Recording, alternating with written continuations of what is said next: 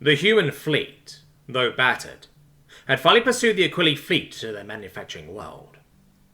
The planet was full of potential. Good gravity, rich atmosphere, Goldilocks zone.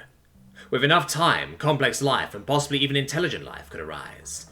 For now, though, it was home only to a massive manufacturing facility created by the Aquili, and, apparently, the largest and most powerful shield array the human fleet had ever encountered.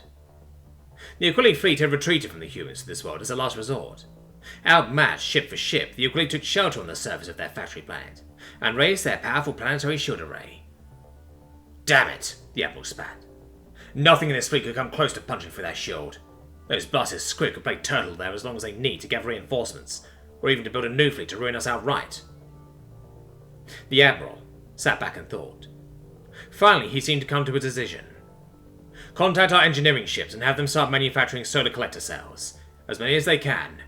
If the squids are going to build their power while they wait, we can build our power as well. Navigation, move us into the planet's night sky. I don't want them to forget that we are here, waiting just above. I want them to be able to see our ships every night. The order went out, and each ship in the fleet began to deploy and build massive solar collection cells. These cells were thin mylar sheets, hundreds of square kilometers in scale.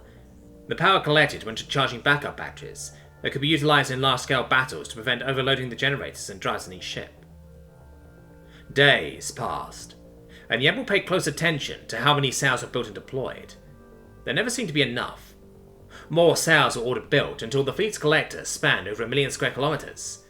The fleet's power reserves were doubled, then tripled. Down below, the Aquili bided their time and bolstered their artillery. The humans were too far from the planet's surface to attack, but close enough to blockade any other Aquili ships from offering support, or from allowing any ships to leave the safety of the shield array. It seemed that the war of attrition was well underway. The humans seemed foolish to start a blockade with a relatively small fleet, against an entire planet whose whole purpose was military production, but their blasted fleet could be seen each night in the sky. To the Aquili, knowing that the humans were hanging just overhead seemed to give the illusion that the fleet seemed bigger, brighter, and more menacing each night. Admiral, all our power reserves are maximized. Are you sure we should continue deploying the collectors? One of the more senior captains had finally asked the Admiral. Several of the captains in the fleet had begun to question amongst themselves the Admiral's almost manic dedication to the fleet's backup power systems. Yes, deploy more collectors. We might not need the power yet, but I think we'll soon find a use for it, was the Admiral's stoic response. In fact, I have here a new formation deployment plan. Please transmit these formations to every ship. I think it's about time to pull the pin and light up our friend's planet side. Admiral? Just do it, Captain. It was just under 3 human weeks after the Admiral's deployment formation that the Aquili dropped to the planet-covering shield array and surrendered unconditionally. The Aquili begged the humans for assistance evacuating the planet. Not a shot was fired and not a single demand was made by the humans before the surrender of the Aquili.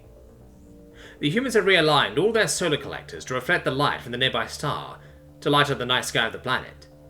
Millions of square kilometers of mirror-like reflectors shone with the stars' matched intensity on the opposite side of the planet. Without a cooling night to normalize the weather on the planet's surface, huge storms and hurricanes had ravaged the ships and facilities of the Aquili.